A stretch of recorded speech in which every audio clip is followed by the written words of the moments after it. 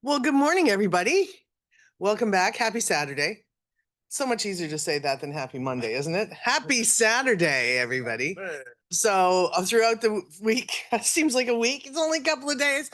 Yesterday and the night before, we learned quite a bit about renewable energy co-ops all over the world, from Australia and Great Britain, and what's going on far and wide. And this morning, we're going to have a look at what's happening in Canada.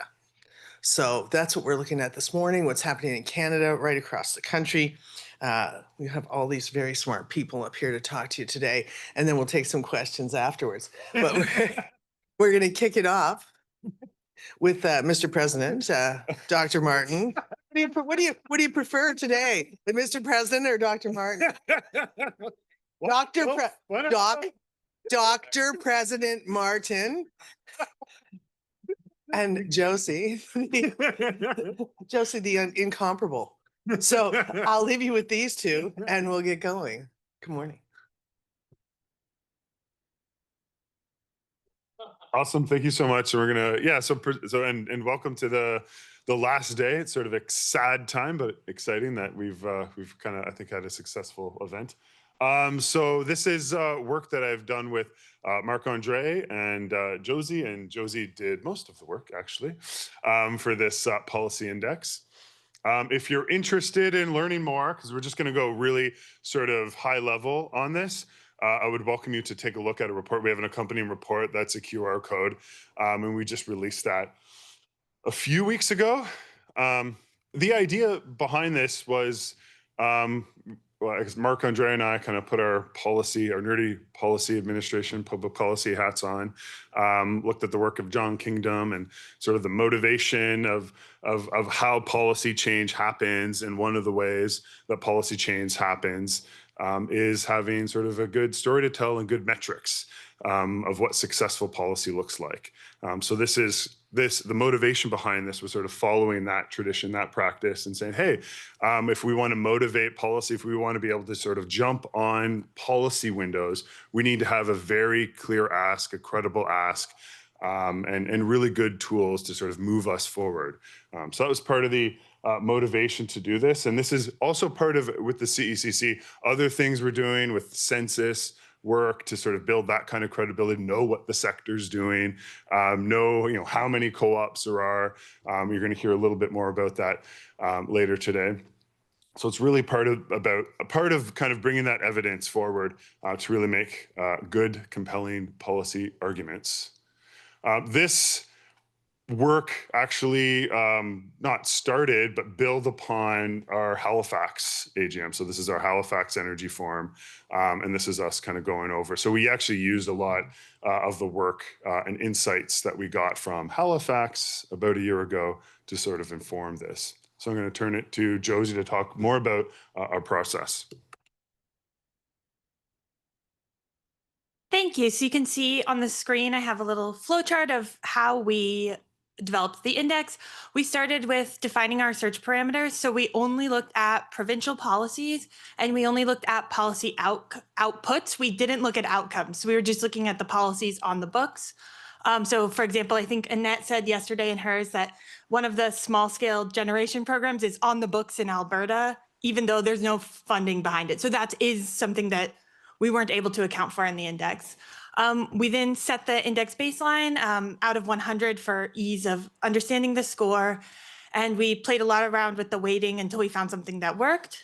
One thing that we did was when scoring, we thought about the policy ideal. So we thought, what would the ideal policy look like?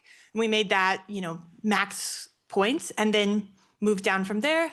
And we also used something that we called the gateway principle, which was an opportunity to give partial points to policies that cracked the gate open. It didn't swing it all the way open. It wasn't a perfect policy, but it was something that we considered a step in the right direction.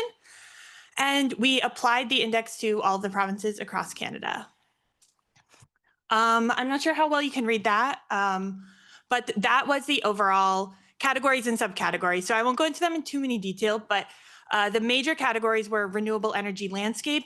And there we thought about what are the opportunities for renewable energy development? How much increased demand? How much energy are they trying to add to the grid in the future?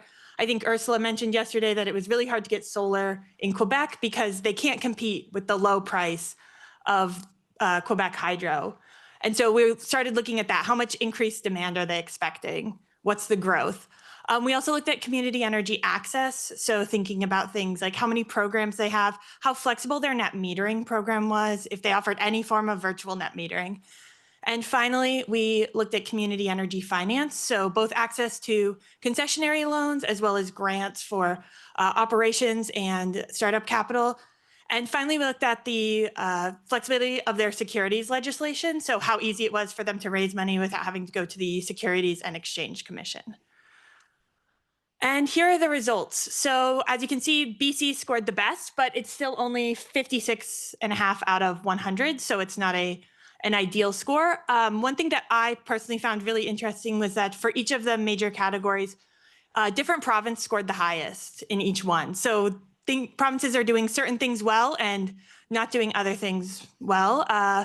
You have the renewable energy landscape that was the best in BC. They had, the most flexible legislation and also the most plans to procure and improve their grid. Nova Scotia had the best for community energy access or targeted programs for community energy. And Prince Edward Island had the best for financing with access to concessionary loans and grants. So some key conclusions are that for all provinces, there's a lot of room for improvement. Where to implement those changes really varies across. I would struggle to find really straightforward advice for every single province because I think there's things that everyone could benefit from in different spots.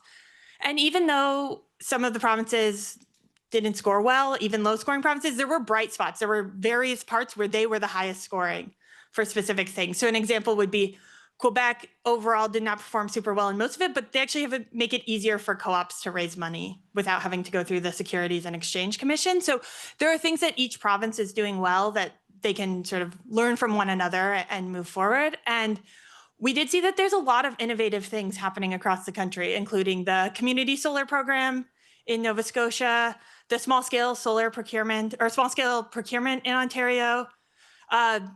BC Hydro is going through a self-generation redesign. I don't believe that that's been I haven't seen the results of that yet, but I'm curious to see where that goes, as well as the Energy Reform Act in Nova Scotia that took some steps to help democratize energy procurement in this province.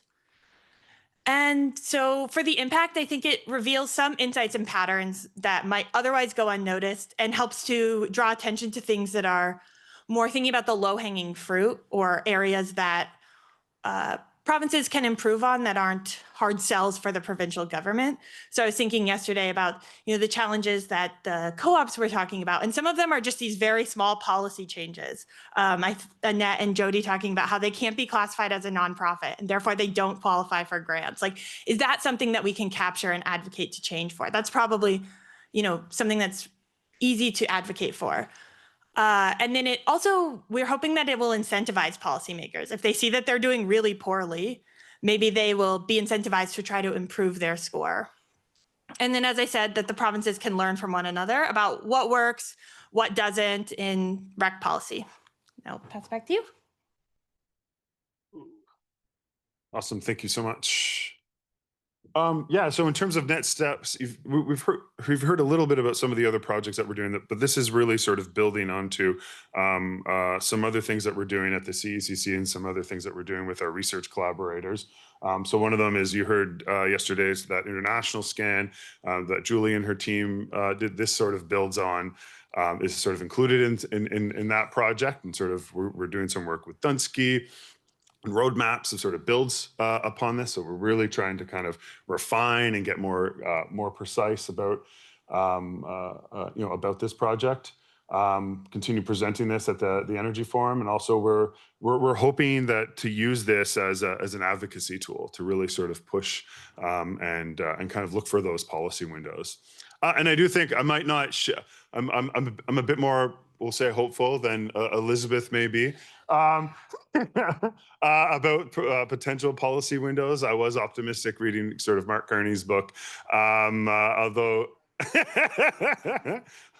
hope helps. And I think that there may be some at the federal, provincial level, some policy windows that we'll see. I think one of the things that I would say about co-ops, because I know we have this sort of trade war and things like that, co-ops have a very like enshrined long history of doing well in depressions and economic turmoil in precisely the moment that we're in right now.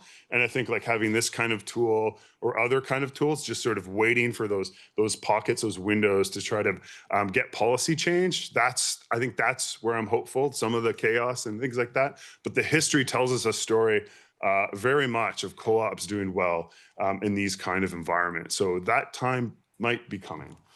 So I think there's certainly some short-term uncertainty, but I'm hopeful for a long-term sort of upward trajectory. Awesome. And this project was supported by the Social Science and Humanities Research Council with a project with John Parkins at the University of Alberta. So next, Carl.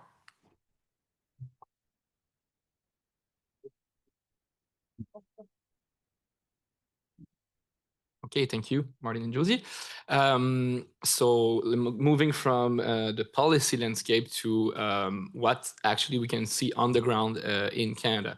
So with a few people in the room, so Julie, Daria, Ara, not Erin Lewis, who is a student of Chad, we tackled the project of trying to map the renewable energy projects tied to co-ops and their co-ops counterparts across Canada. So I'll go very quickly across through the process of creating that map. So the different decisions or let's say highlights that we wanted to focus on for the project, a few preliminary insights from the map. And from these insights, I thought, and from some conversations yesterday, a brief overview into the Quebec situation, since it's probably the one I know the best across the country. So the aims of the projects were really to, we didn't start from scratch, really to update and build on existing data sets. Some were, I'll show them later, but some were actually done by people in the room. Julie had worked on the previous one, Marc-André Pigeon too. So it was really to update and consolidate these different. And Martin. Oh. Then beyond consolidating was also to put them into interactive map to make them more accessible, more interactive for people to play with, and go in a direction of trying to explain better, understand better the distribution of co-ops across Canada. And so, as I mentioned, in this project, I was with Julie, Daria, Ara, and Lewis, who's the Dalhousie. And these are the data sets where you can see that Marc-André is there, Daria, Julie, Martin, everyone's in the room, basically. Yeah, we keep it in the family here. But we also complemented that with other publicly available data sets, not necessarily research ones. So from sometimes utilities or different projects to really consolidate the list across Canada. And very quickly in terms of methods, so we as I mentioned, we search both for the projects themselves. So let's say a wind turbine or one solar farm, it's a project, but also an organization. So we focus on co-ops for now. So we had these kind of like two different layers on the map.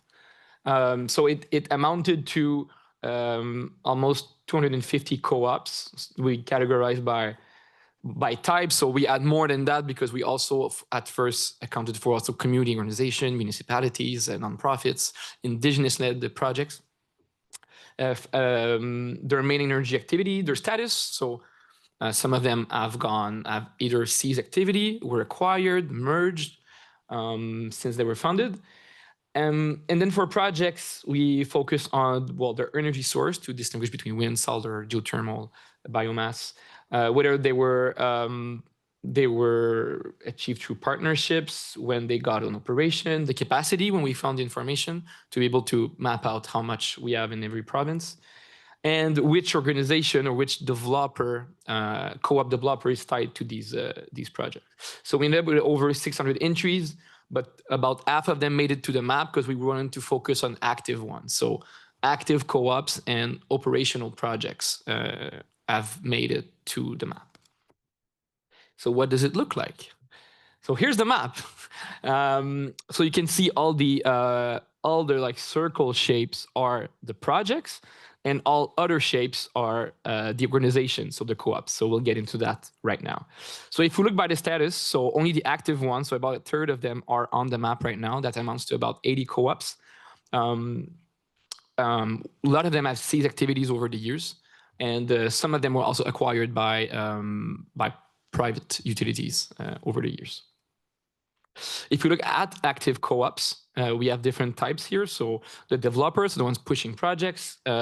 We have many distribution co-ops, especially in Alberta. And then there's also some other types which are less numerous, as we can see here. So about half of them are project promoters. 40% distribute. There's retail as well, and then there's a small number who also perform more like energy services, so either consultancy or retrofits services.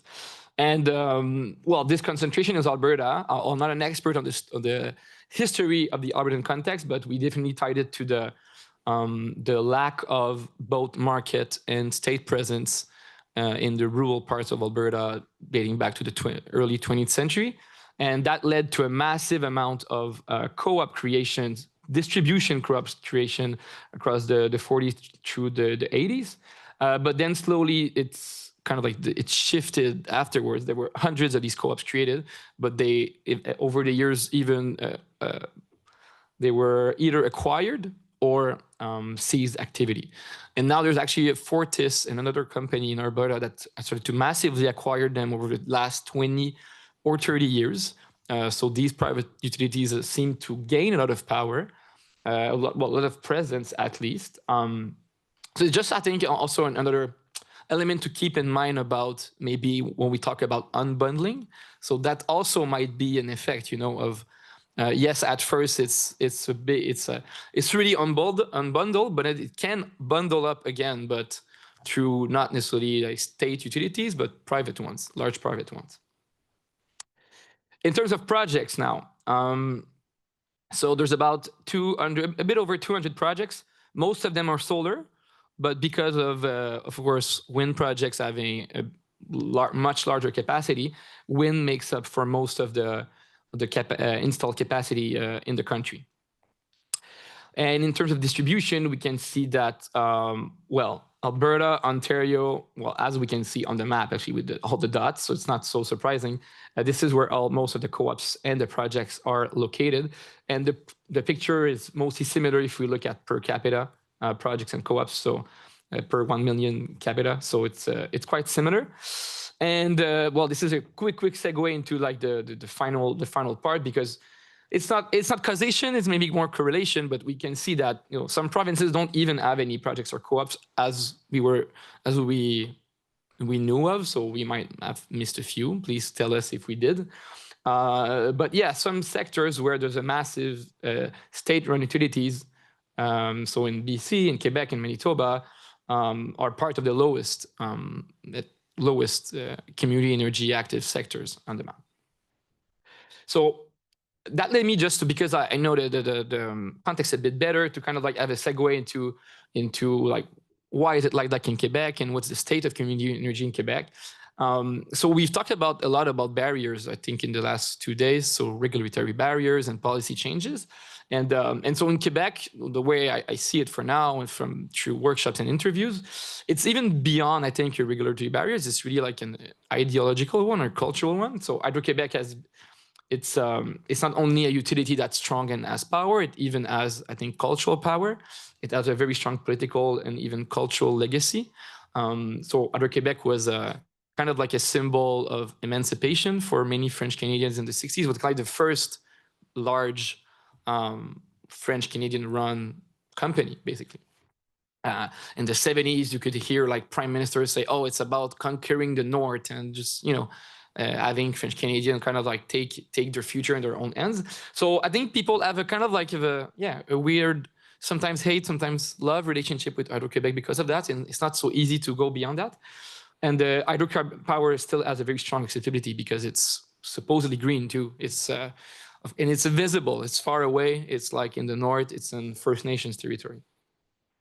So for many groups, 100% public utility still seems the ideal. For many very progressive environmental groups, they are very shy about promoting community energy, because for them, this kind of like nation-state ideal of service procuring is still the ideal, because it's about universal tariffs across the territory.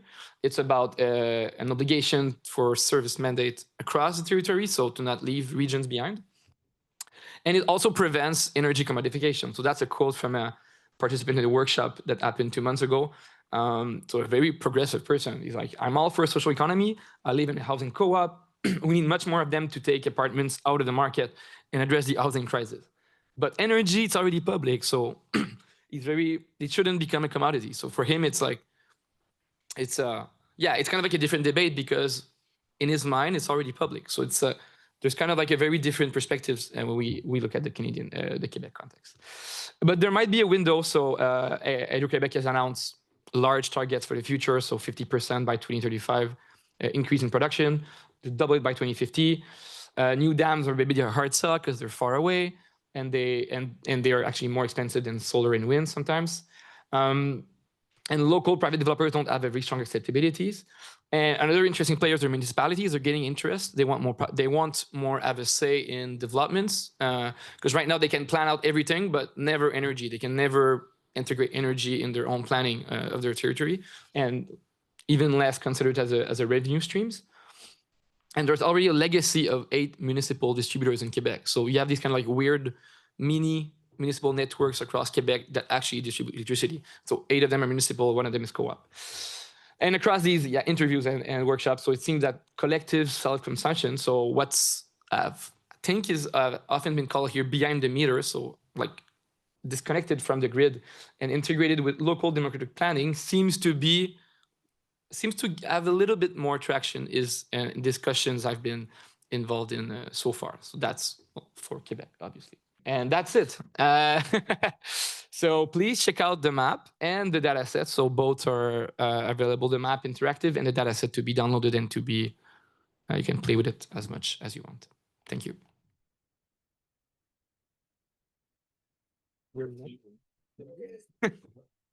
I'm next. Sweet. Yeah.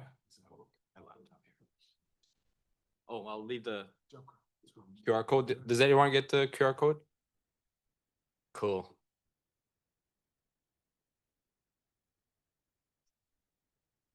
Okay. Cool. Hi, everyone. Good morning. I'm Daria Tarhan. I tried to be an assistant professor at the University of Guelph. And so I'm here today to talk about aligning our work with the climate justice agenda. And I'm going to talk about 2 specific dangers that I think limit our transformative potential. But I want to preface this by saying, if you ever feel like egging me here, I was a founding member of a renewable energy cooperative, Solar City Co-op in Kitchener-Waterloo, Ontario. I was the secretary of the board. I ran our communications, which is probably why we folded and sold our projects to a bigger co-op before them becoming operational, but we got 2 fake contracts. So I come from a practitioner mindset as well. And my experiences there actually informed a lot of what happened here. So I want to start with to preface all of this, to talk about these 2 dangers. I think we got to first, I want to first establish this formula of community renewable energy. I figured it out, guys. And practitioners here are gonna hopefully resonate, because this is knowledge and wisdom that was passed on to me. So first is T, time. You need a lot of time. You need time to build community. We're community developers. We're community builders. We need time to build relations. We need time to, and then do 50, 100 of the other things, financial, legal, technical, to develop a project. Plus, money. You don't need that. No, right? We don't need that.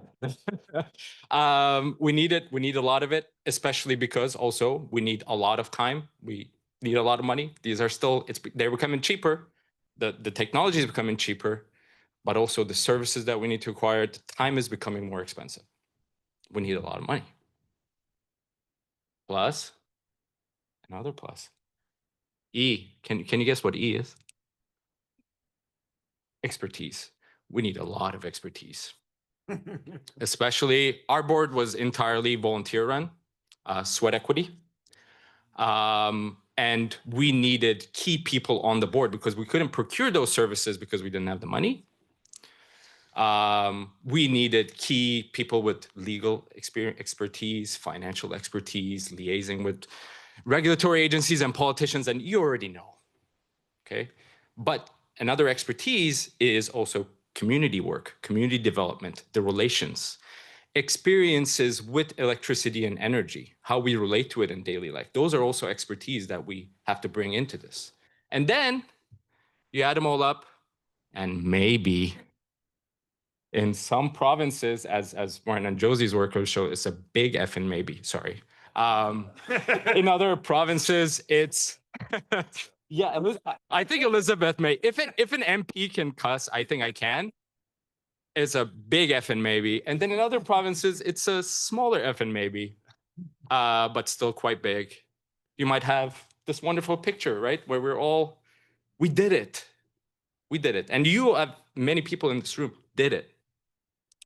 So this is knowledge that was passed on to me. The wisdom that was passed on to me is that if you are missing one of those three things, you need the other two to get it.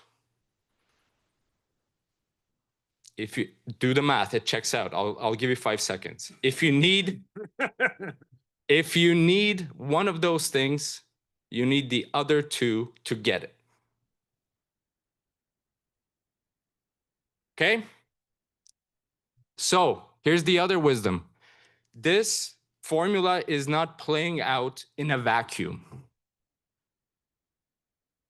It's in a formative context. It's obviously policy context, but it's also, there's a formative context of capitalism, what Elizabeth May was talking about yesterday, where access to these resources is not equal in society, between communities and businesses, but also within communities or between communities. It's not equal. And what about the context of colonialism, which is very much intertwined with capitalism, where maybe, remember how you need the other two to get the other one? What if communities are systemically excluded from acquiring all these three? Or that their expertise, the type of expertise they have, is not recognized, it's not quantifiable, it doesn't turn into money. So then what happens? Okay, that's the very brief formula. I can't. Okay, there we go. So the first issue I want to talk about is the demographic concentration of CRE. And what does the sector look like in Canada? Incredibly dedicated people, incredibly knowledgeable people, good-looking people, who happen to be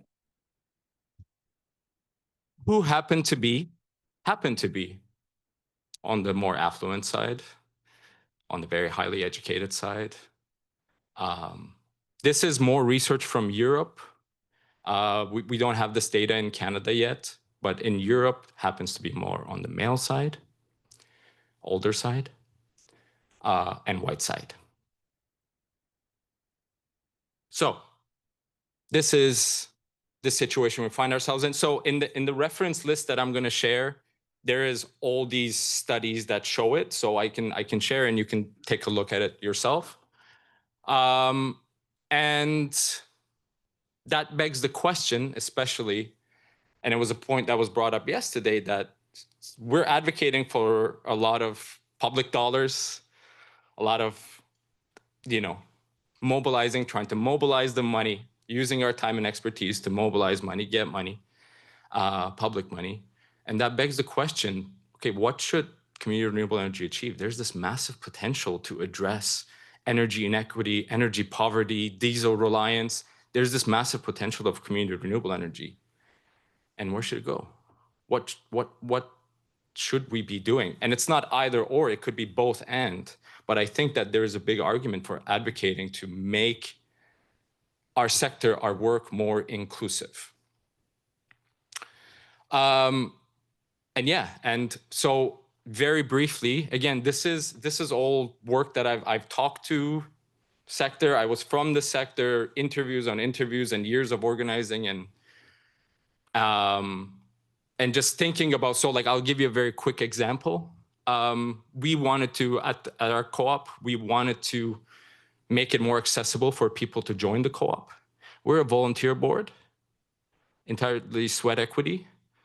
And ultimately we had to decide that, no, we have to keep the $1,500 minimum, because what if we get 150 members? What if we get 200 investments? We don't have the capacity to manage that. We don't have paid staff, right? Then our mission is that. So anyway, and as I was a graduate student at the time, I was the only non-European person and the only person who could not invest in the projects that I, from the beginning, helped develop, because I didn't have that kind of money. Anyway, what can be done? Policy is huge here, obviously. Participatory policy design is key, and this is going to be a theme in all of my work, is that if you design something top down and do this basic consultation and then boom, just drop it like it happened in Ontario, what's going to happen is that higher TME businesses and communities are going to take up the capacity. Easy as. Again, prioritization of equity denied communities, frontline communities, and capacity building and knowledge dissemination prior to policy implementation. Again, you drop it, what's going to happen? We live in a capitalist economy where higher TME is going to get the capacity, and it's a profit realization opportunity, which I'm going to talk about in the second thread. Obviously, money and expertise support and recognition of the various kinds of expertise, not simply the type of expertise that is recognized by the dominant institutions. And also network building. And I think that I'm so happy to be here, and I think that the work we do at Community Energy Cooperatives Canada is so important, is that building those networks, building those relations, making the membership so accessible. Events like this, I think these are major steps towards broadening our tent, per se. Okay, so this is number one. And number two is corporate infiltration into our space. And this is something that I witnessed when I was a practitioner, but especially when I went more on the academics side of things. This is something that's happening. You probably know about it, you probably felt it, but especially in Ontario. And research also came out of Germany and Greece and Portugal. That shows that you create this policy environment that's conducive for energy communities, community-owned renewable energy cooperatives, what have you. So in Ontario specifically, there was a community capacity set aside, okay? 25 megawatts. If you're not a renewable energy co-op, you cannot access that in a very highly competitive procurement environment. So what happened was energy businesses started a co-op. Established organization that fit the CRE definition, offered membership and investment opportunities to clientele, most of the times not even public outreach, it's just offering to their clientele. Signed operations and maintenance agreements with the parent energy company, and ultimately in many cases sold the project once it got operational to the parent energy company. And similar research is coming out of Europe that shows that.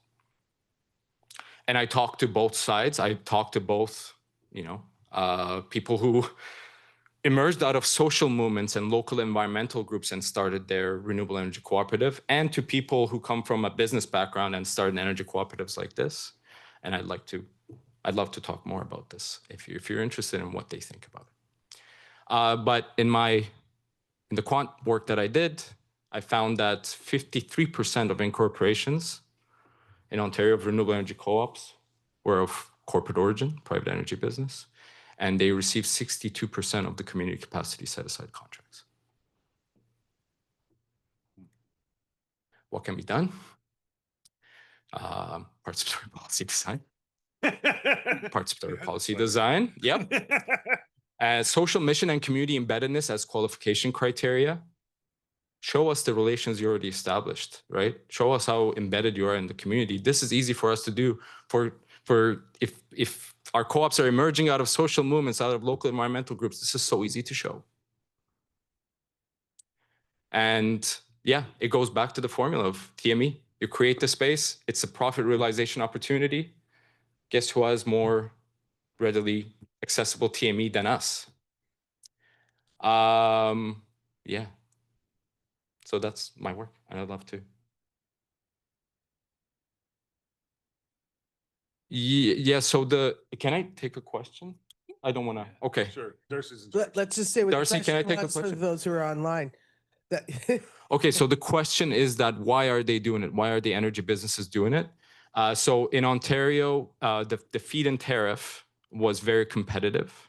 And when you created a community capacity set-aside, it's a profit realization opportunity in two ways. One, you start a co-op and are able to access that capacity, and you offer that as co-op membership and investment opportunity to your clientele. You're an energy business, right? You have a portfolio, you have clientele. And then also, ultimately, you sign, and it's an income stream for the parent energy company because you can sign the co-op can become a customer. And then ultimately, the parent energy business can also buy and add it to their portfolio, the project. Yeah. Thank you. Thank you. Thanks very much. And now we'll hear from Chad. It's great to be here on Canada's West Coast this year. I helped host everyone last year. Yeah, so I'm Chad Walker from the School of Planning at Dalhousie University and environmental social scientist, interested in questions of low carbon transitions and particularly focus on justice, equity, and support for those low carbon transitions, of which these things are generally much better and much higher under community energy development, as we all know. And I'm here today to sort of highlight a couple of recent studies, a couple of recent projects that I've been working on over the past few years that really relate to community and local energy system change. And also going to quickly highlight an area of future research that may kind of indirectly relate to a lot of what we're all interested in here today. So in the first project, colleagues and I wrote about the tension or sometimes even conflict we see between who makes decisions around energy development and who has to sort of live with the reality of energy development. We wrote this chapter that really leaned into our collective PhD work, Stacia and myself anyway, our PhD work that looked at wind energy development in my case and oil and gas development in Colorado in hers. And this is where things get really embedded within theory and philosophy. So for those theory geeks in the room. Okay, so this tension is embedded with another tension that really defines our political system more broadly, right? So liberal democracies, including the one we are within Canada, really attempts to balance both liberalism, or the protection of human rights and individual freedoms, with democratic traditions, right? And importantly, as the work of Chantal Mouffe brilliantly points out,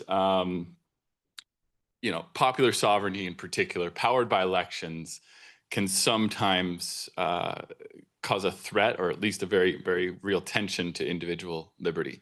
And so what does this have to do with energy development? Well, we think this tension really is realized, and we can see it through, again, another tension. I'm going to say that word a lot, I think, today. Two very popular ideas we see within the research literature, energy justice and energy democracy. I'll start with energy justice. So as opposed to sort of climate justice and more really in line with theories of environmental justice, energy justice is usually quite localized, right? So that a just outcome is very much determined by and measured by how people surrounding a wind farm or oil and gas development or other sort of maybe toxic waste facility, how these people are affected, right? Like that's measures of energy justice and energy injustice a lot of times. Energy democracy, on the other hand, is very much non-localized, I would say, in most commonly accepted definitions. Usually we're talking about regional energy democracy, sometimes national, sometimes even international. And we think this is probably due to the natural connection we have between democracy and elections, and how elections get more money, airtime, and really power in national and in Canada provincial elections.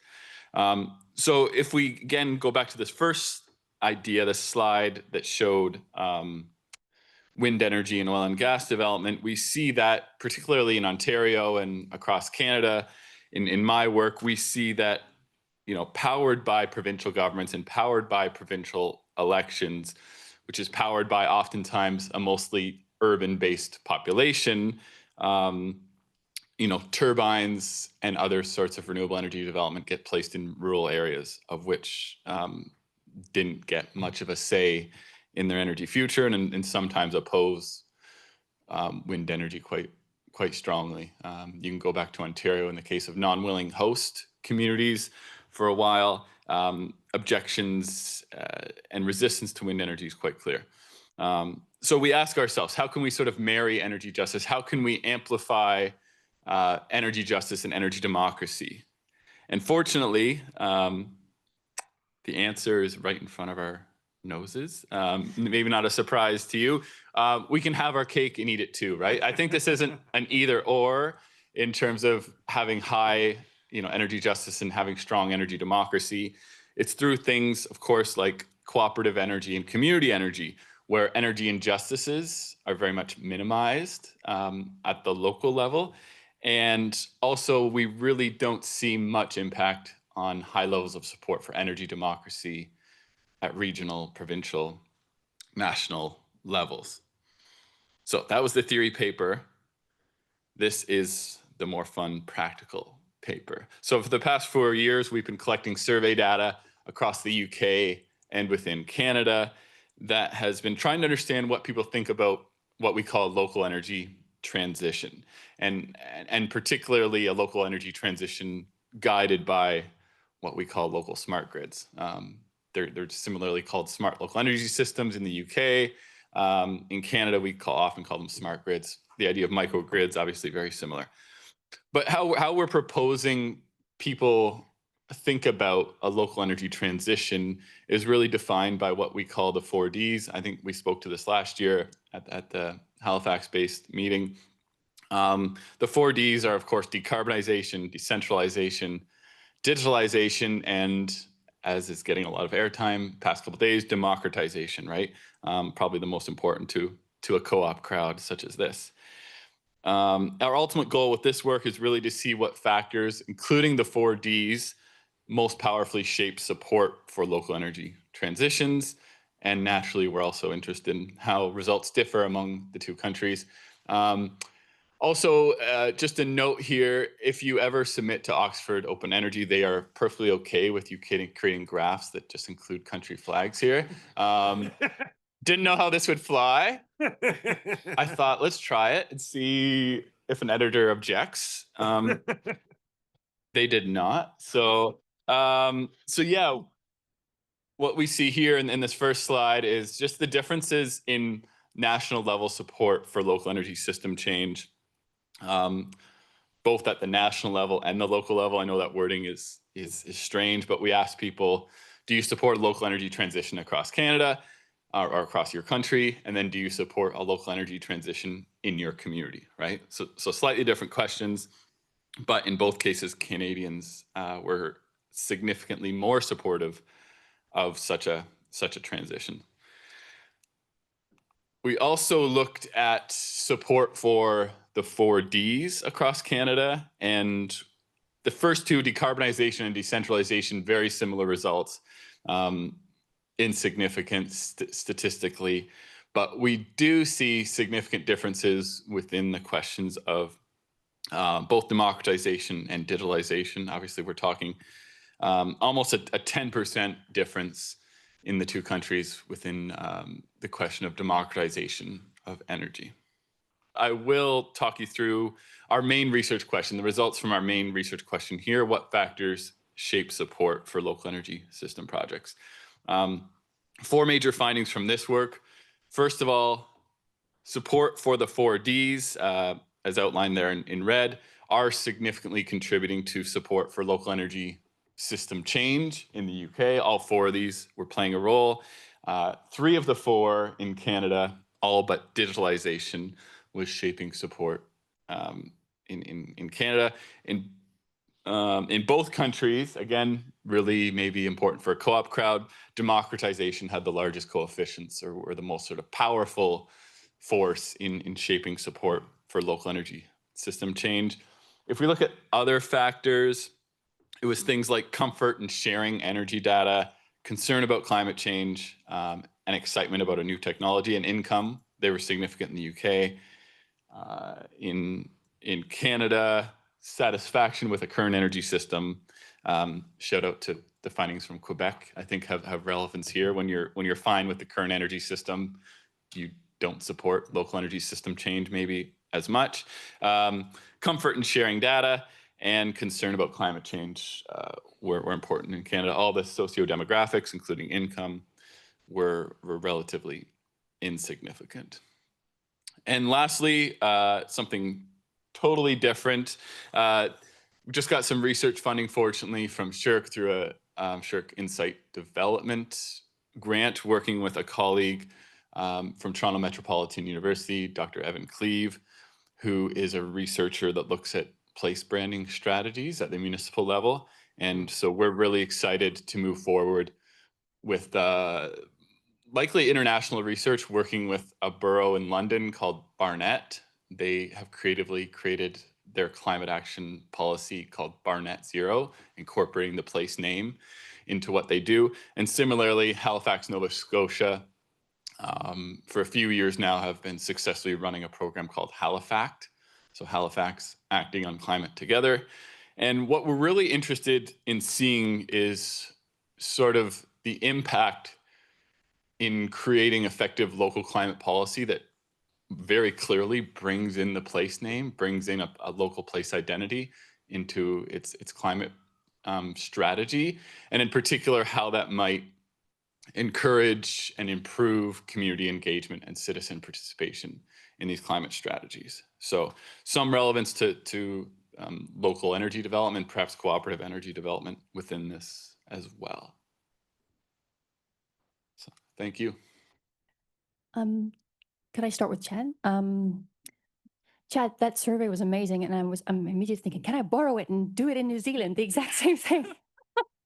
So I need to look it up. I have a question though about how you deal with surveys like that in a context where people don't understand what local energy, well, you called it smart energy systems, right? Yeah. Yep. What it looks like, because you need to do so much education before they can even answer the survey. Any thoughts on that? And then, so that's one for you. If I can also ask Daria a question. Daria, like the social justice piece, right? Which I think we're now seeing from all corners of the world. We're kind of seeing this pattern coming through. But to me, what's missing from the story is that it all hinges on private investment. So it's the share-based model that to some extent limits inclusivity, and that is not something that is inherent to all forms of community energy at all. So I just wanted to put that out there with you. Yeah, thanks, Anna. It's working. So yeah, on your first point, can you borrow the survey? Absolutely. I borrowed it so when I was working in the UK, we developed a survey there, and I took a postdoc in Canada. And one of the first things I asked Patrick, my supervisor at the time, was, can we borrow it and do the same thing in Canada? Because things work quickly when you do that. We had to change a few words to basically write it in Canadian. So remove tariffs, remove the odd spelling of tires that I realized British folks, maybe they think our spelling of tires is odd.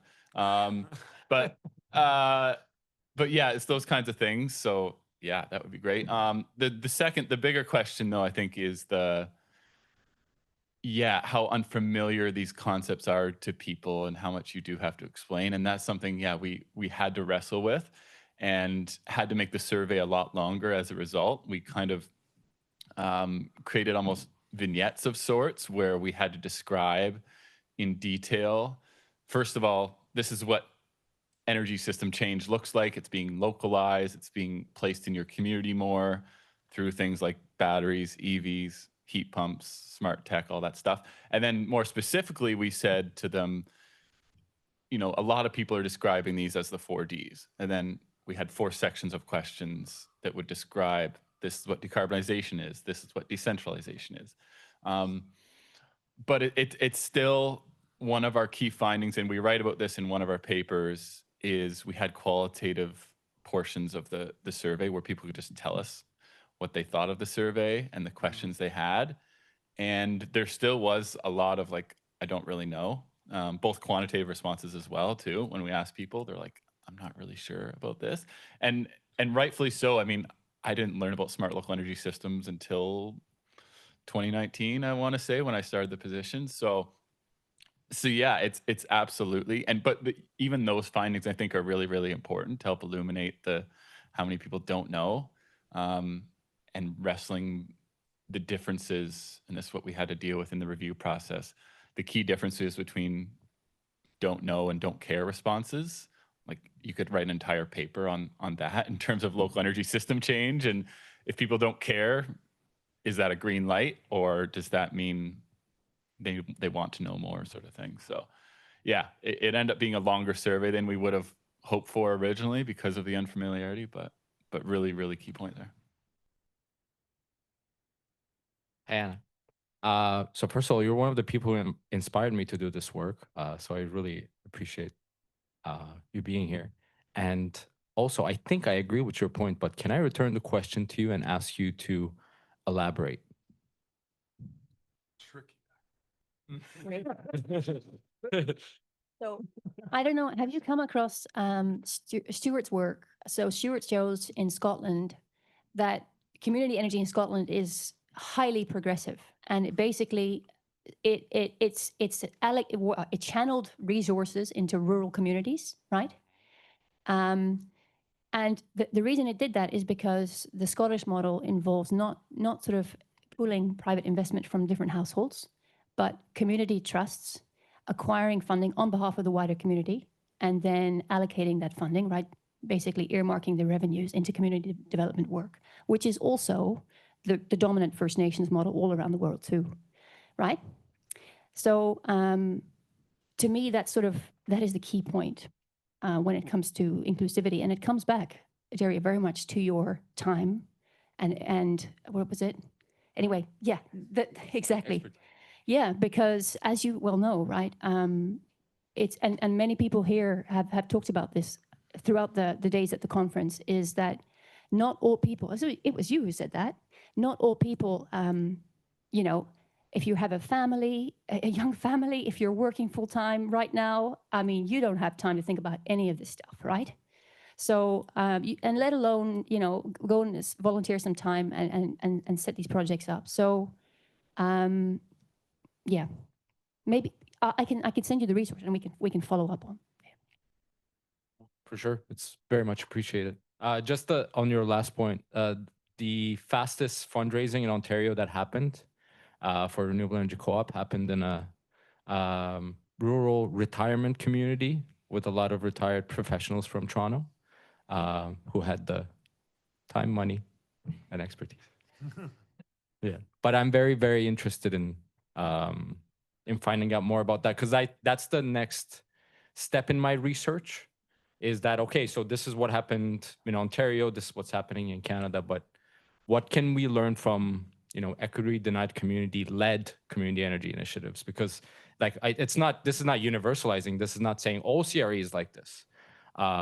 So I do want to learn from those examples, absolutely, and bring that knowledge. Thank you. You. I have a question. Mine is mainly for Chad and Daria. So I'm really interested in your work, and I think Chad, my work is very similar, but in the Global South context. But I was interested in number one, how is democracy being defined at the community level? Like what criteria are you using? And this might be more of a theoretical question. And then my second question is, how is gender being looked at, if at all, when you're doing your cases? And I know, like Daria, you do that in terms of exclusion, but what about the inclusion? What about the sweat equity? And who's putting in money and who's putting in sweat equity in terms of like gender division of labor?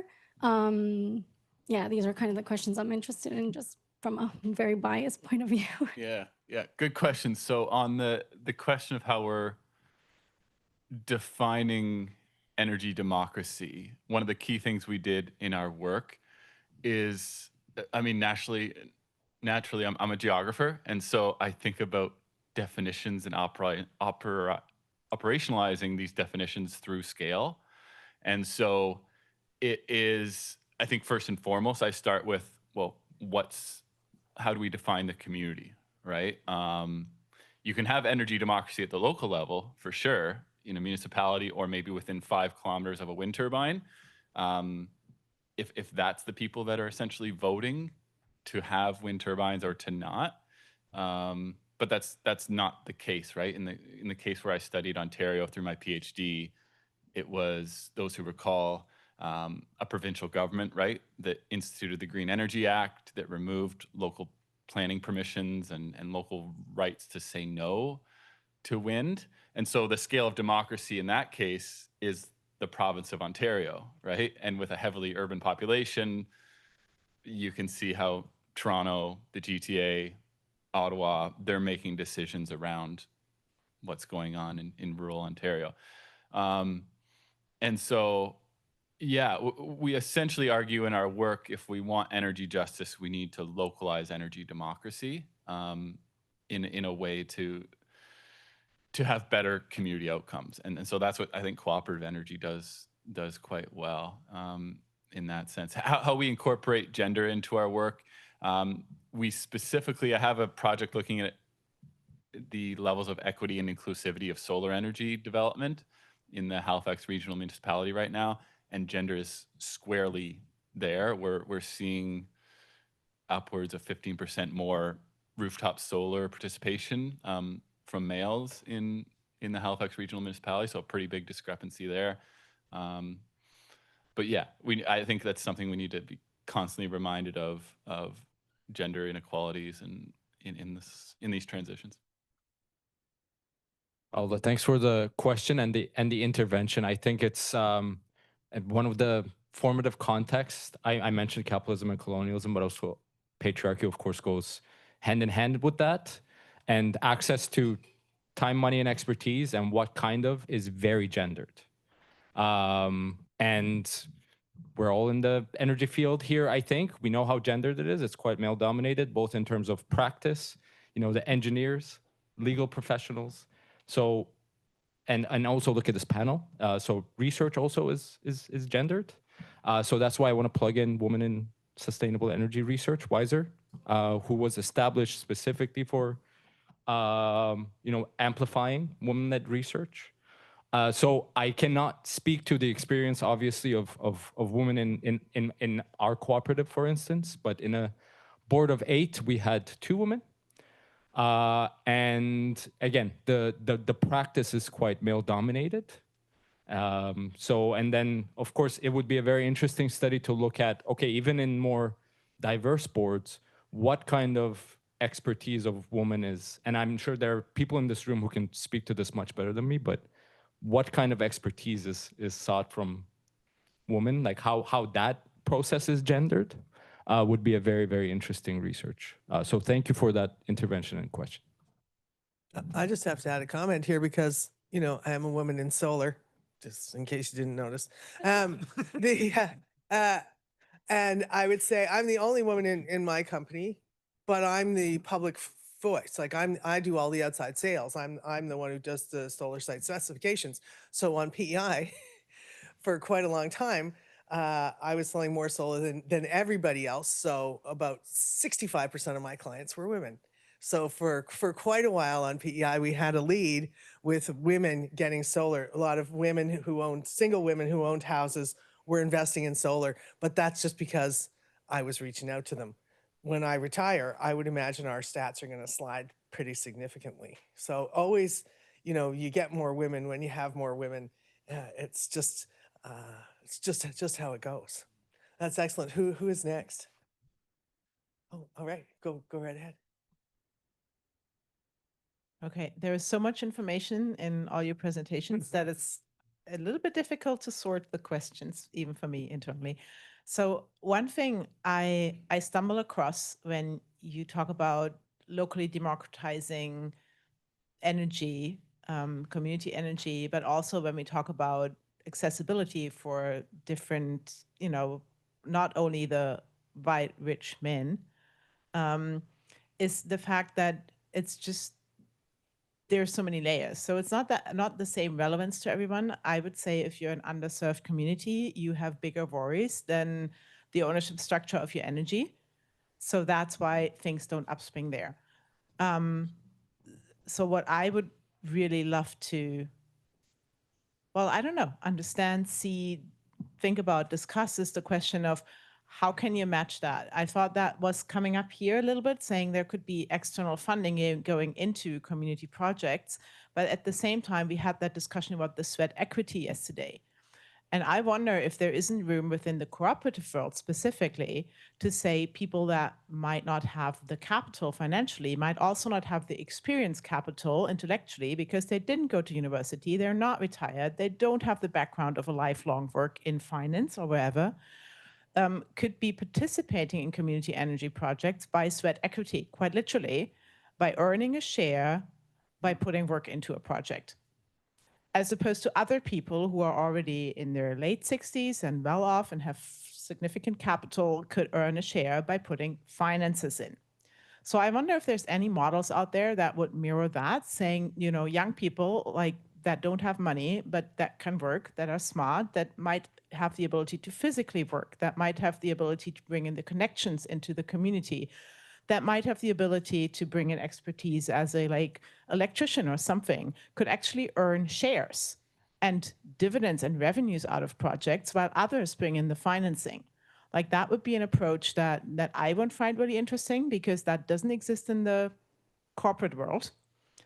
And it could be quite unique to cooperatives in the actual idea of cooperation. So that's kind of what came to me. That's like something that hasn't been explored, and maybe it could even be an innovation. We're actually doing that, like on our remote projects, people we hire. Again, you need to speak in the microphone so they can hear you on this Zoom. That's what we're doing with our remote projects. So people who work on the project from the communities will earn share. Well, everyone will, because we'll have to make it equitable. So also our own employees, but we'll earn shares in the system. Because in these remote communities, that's one of the issues is people can't afford to get shares, right? So at least the workers will be able to get shares in the project. Yes. So, but we will employ local people, like even temporarily on the jobs. You know, like on Haida Gwaii, they have a whole system for doing that, which they talked about yesterday. So we can hire their people and we'll pay them a living wage because that's what we do, but we'll also pay them in shares for the project. So they'll become shareholders and they will get dividends for the rest of their lives, and their children and their grandchildren will continue to get dividends from that project. So just to understand, so they're getting actual, like they're not having membership shares in the workers co-op, but then they get shares in the investment co-op? Yeah. Okay. And I remember that, like talking to Kwan like a year ago or something about the workers co-op world, that he said part of the reason why it was getting challenging is because you have to educate every single one about the responsibilities of an ownership in your company, in the company that you work in. Is that something that you have experienced, anybody else has experienced, as in kind of the limits of the cooperative model when it comes to integrating people that don't already have that mindset?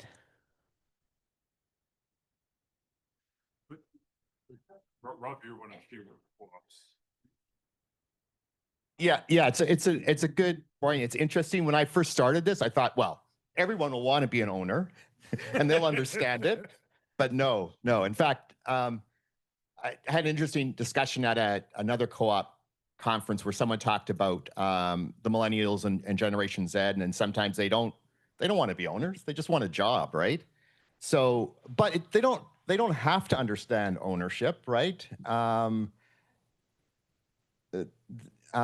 You know, some of the really large workers co-ops, yeah, that I don't think it's yeah, maybe it is a necessity. I don't know.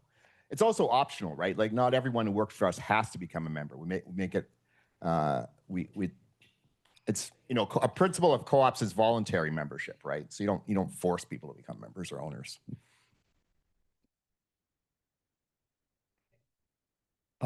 Just before Martin jumps in, Just a short. if I could add a commentary, Yeah. Mr. President. Yeah. Thank you. It is. Rod, you're permitted to Got the speak. doctor, Yeah, Mr. granted. President, today. I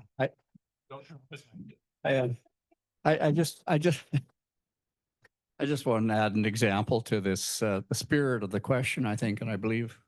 To entice, I believe it would be called, gender equity on our board, we had and we do have a very intelligent commerce student. And I come from, you know, very different world than her, but she had skills and expertise, but no money. You know, poverty-stricken graduate student. I think there's some in the room that probably can relate to that. So an anonymous donor came forward and provided the funds for this young lady to become a member, as long as she was part of our board. And so in essence, she's adding sweat equity as a volunteer to our board. And we got what we wanted. We wanted more female representation and young, intelligent female representation. So that's just an example of what can be done. There's all sorts of avenues to do these sorts of things. So that was just one that we tried. And Dr. President, did you want to add a few words? No, I just had a small comment about some of the investor co-op piece, and I think I had a bit of a provocation earlier, and I wish Marco Andre was here because we've had sort of chats about this. But I think what is strange in the cooperative space is investment cooperatives, because it's actually misaligned with some of the cooperative principles. So that is, we're all talking about that tension. That tension's baked into how we think about governance, and we're trying to sort of squeeze in this sort of this investment imperative into cooperative principles that are a bit misaligned with that. And if you look at other sectors with cooperatives, investment cooperatives don't generally perform well over the long term. So I think I would like the worker co-op, that's actually more of the norm in co-op world, is things like worker co-op, consumer co-ops, different models for co-ops. So I do think there's models that we can lean on in other sectors in the cooperative space that sort of move us away. I think that's how we can kind of start as investment co-ops, but I think this could deal with a lot of the potential equity issues, and then align ourselves much better with the cooperative principles. And then we're perhaps in a position to actually offer something that's particularly unique. And we're not necessarily competing with sort of, you know, whatever corporate entities doing renewable energy projects, where it's a different sort of niche altogether. So it's just I guess a bit of a provocation. But I do think it's abnormal in the cooperative sector to have this sort of investment cooperative model that we're trying to make work. Excellent. We've got three lined up here. Dennis, you're next. Here comes the Rotten Tomatoes. So Daria, when you talked about corporate infiltration, takeover, whatever, it was interesting. I was thinking about, and then I was thinking about Carl's presentation, and I need to figure out. We have so many co-ops. We have on our contact list for the CECC so many co-ops. There's a percentage of those that are actually registered members. And then we've got Carl and Julie and your map with the database. So I need to look at that. And then Carl, I guess one question to you is, do you know how much overlap there is between our CECC contact list and membership and the data that you have? But it was really, Daria, when you talked about corporate infiltration, and I think about the Ontario situation and the feed-in tariff, and how when the feed-in tariff was killed and all these co-ops went fizz, maybe those were corporations. So maybe it wasn't so bad. But Carl, do you want to take a first step? so, yeah, I guess the question is, and it's maybe it's a little question. How many did you look at the? Well, we actually did have some exchanges of communications during the work. Did you look at our data and your data and look at the overlap? We did look at the data we added the CCC a little bit. I think it was part of the like various sources we considered. Although like I guess it's the CCC might be the most dynamic and evolving data set. So there might have been like additions since. So we want to keep the map, alive and dynamic. So I guess one of the next step is to find a way to kind of like allow for additions, edits, and even external additions to be made yeah, sure. I was just going to add something there. We did look. Remember, we were comparing the data sets, and you sent me the one from yours. Yeah. But it's actually the CECC ones. I'd say less than half. We can run that really easily because in ours, we were intentionally trying to include the distribution co-ops and a lot of the other, like yours was predominantly power generation co-ops, right? And we were looking at energy service co-ops more broadly, which aren't included. So ours includes a lot more in Alberta that are just not there, and a lot of old and folded ones and whatnot. And because we were using data sets that went back to 2010. So there's some overlap, but like the data sets we allocate, like it goes well beyond the census you guys did because you were focused on the power generation ones and the organizations. So ours has all those projects and the legal entity complexity from like Trek, for example, as a renewable energy co-op, but then they have all these different installations and projects. So yes, it's all public. So, I mean, we'll send you the list and we can do a comparison, but it's way more extensive. Thank you. Just I think quick hot pursuit. Oh, just to close the loop on that, because I've been sort of on both sides. So like their work was based on our census, and then our census was the basis of our listserv at CECC. So those two things are linked, but not directly so.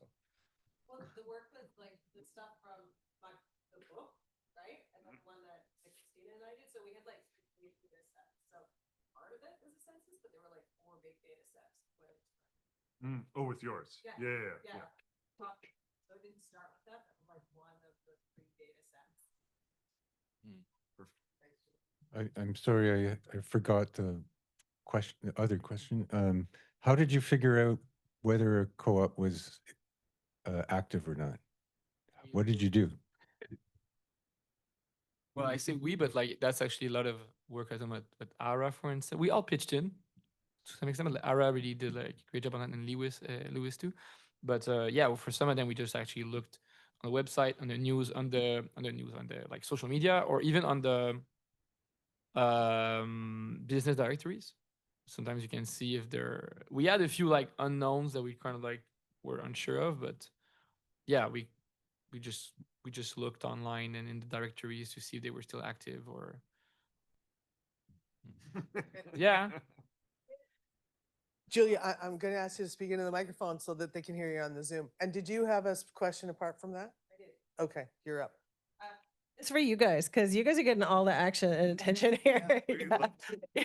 But just because of like Carl, everything you did was amazing. Your project is fabulous. Yeah. I'm not gonna ask you anything.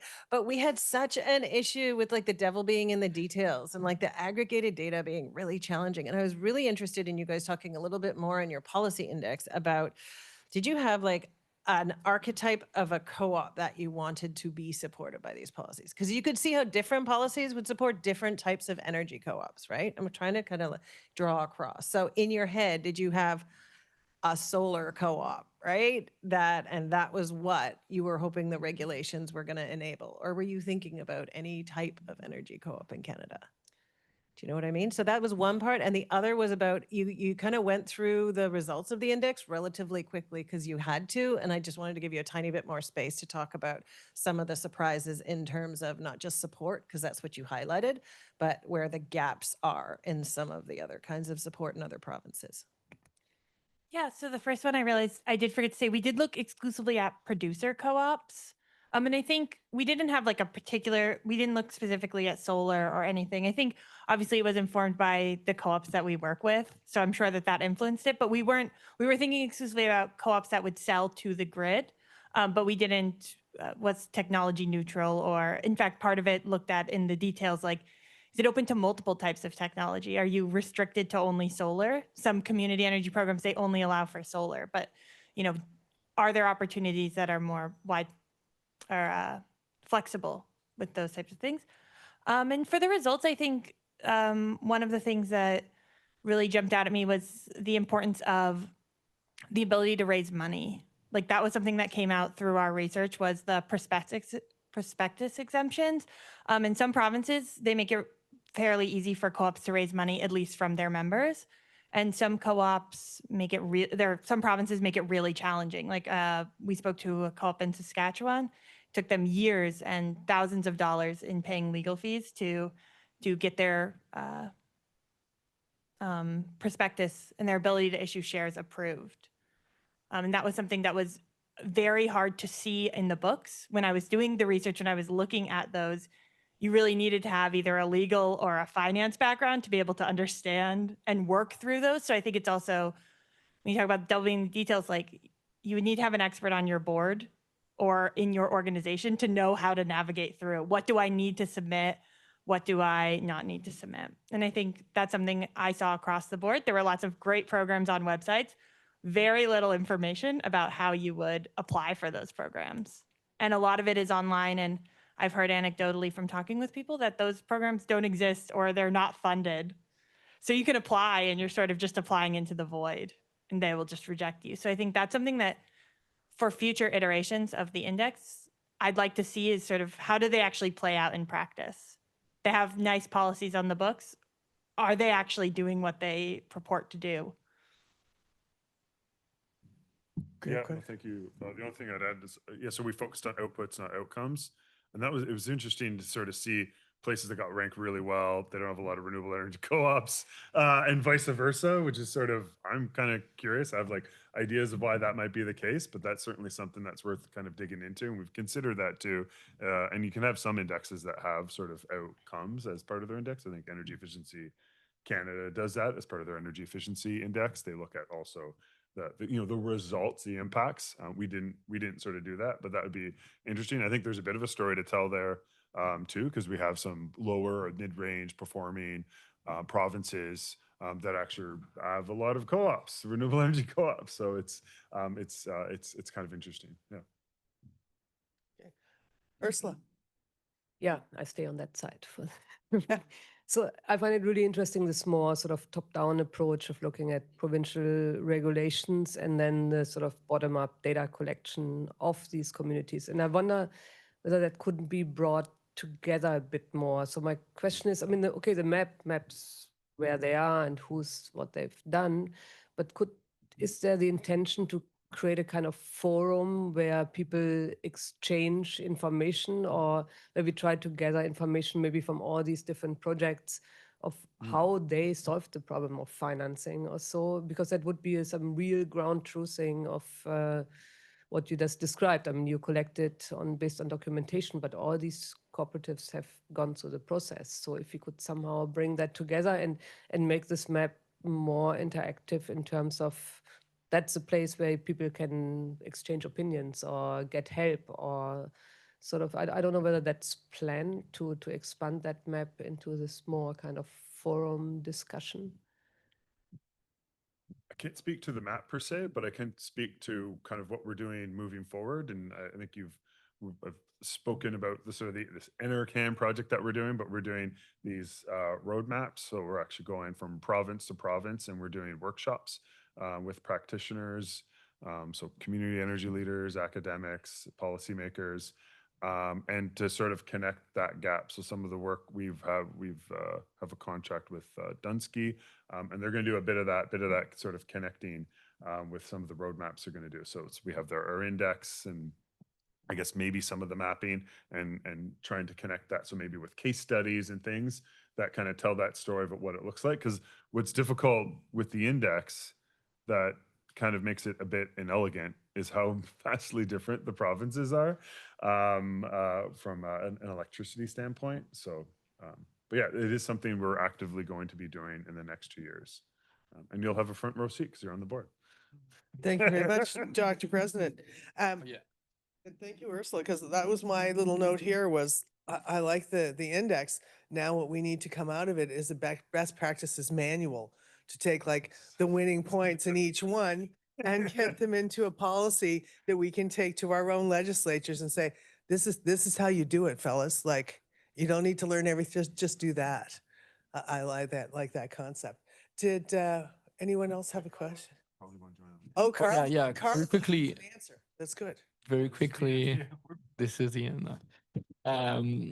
Yeah, for the map, I think, yeah, right now it's interactive, not yet, let's say, collaborative in some way, but the goal is really to make it that way. I think eventually, like even when we chose or discussed about the software, it was like about like, okay, how to make it so that eventually people can maybe, provide their own edits or their own inputs into the database, and then which would feed the map in some way. Because yeah, if it would, now it's more like just, okay, what's out there. But then if we could fill that with more information about, as you mentioned, like financing mechanisms, or even if people within co-ops provide information of like the composition of their co-ops. Like right now, we don't have information about membership, for instance. It's very hard to get because it's usually private. So if we could get the next step of more like collaborative work of these co-ops represented, they're inputting more information about their own co-op, and putting that together could be, I think, really useful. And maybe there's like another piece of software for that, just to have like more exchange-based mechanism. But I think that, yeah, that would be super interesting as a next step. Thank you, everybody. I think that's our time. We're at 10:28. We're ready for coffee. We can recaffeinate everybody. Thank you to our panelists. That was really, really excellent. Appreciate it.